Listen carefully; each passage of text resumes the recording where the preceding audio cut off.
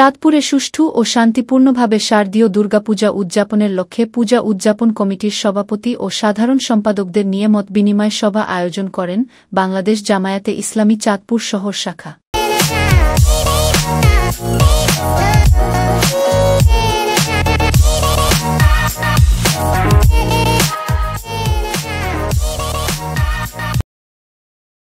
৭ October সন্ধ্যা ৭টায় চাঁদপুর শহরের বাসস্ট্যান্ডের Faisal shopping complex Baishakhi Chinese restaurant and party সেন্টারে মতবিনিময় সভা অনুষ্ঠিত হয়।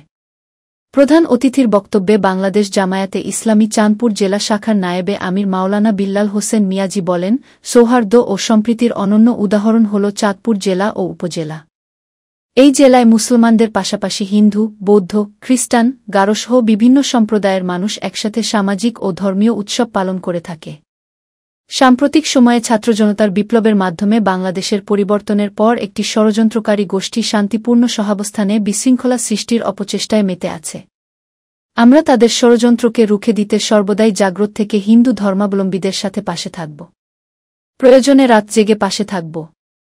শহর জামায়াতের আমির অ্যাডভোকেট মোহাম্মদ শাহজাহান খানের সভাপতিত্বে সেক্রেটারি শেখ বেলায়েত হোসেনের পরিচালনায় অন্যান্যদের মধ্যে বক্তব্য রাখেন জেলা পূজা উদযাপন পরিষদ কমিটির সভাপতি সুভাষ চন্দ্র রায়, জেলা জামায়াতের সেক্রেটারি অ্যাডভোকেট মাসুদুল ইসলাম বুলবুল, জেলা পূজা উদযাপন কমিটির সাধারণ সম্পাদক তমাল কুমার ঘোষ, জেলা জামায়াতের সহকারী সেক্রেটারি, দৈনিক চাঁদপুর দিগন্তের প্রকাশক ও সম্পাদক অ্যাডভোকেট শাহজাহান মিয়া, চাঁদপুর সদর উপজেলা জামায়াতের সেক্রেটারি মাওলানা আফসার উদ্দিন মিয়াজি, চাঁদপুর সদর উপজেলা পূজা উদযাপন পরিষদের সাধারণ সম্পাদক লক্ষণ চন্দ্র সূত্রধর, পৌর পূজা উদযাপন পরিষদের সভাপতি নেপাল চন্দ্র সাহা, শুভাবাস সরকার, স্বামী শুভলানন্দজি, জামায়াত নেতা সবুজ খান, জুবায়ের খান, আব্দুল হাই লাবলুসহ পূজা উদযাপন পরিষদের বিভিন্ন পর্যায়ের নেতৃবৃন্দ ও বাংলাদেশ জামায়াতে ইসলামী চাঁদপুর শহর শাখার নেতৃবৃন্দ বক্তব্য রাখেন।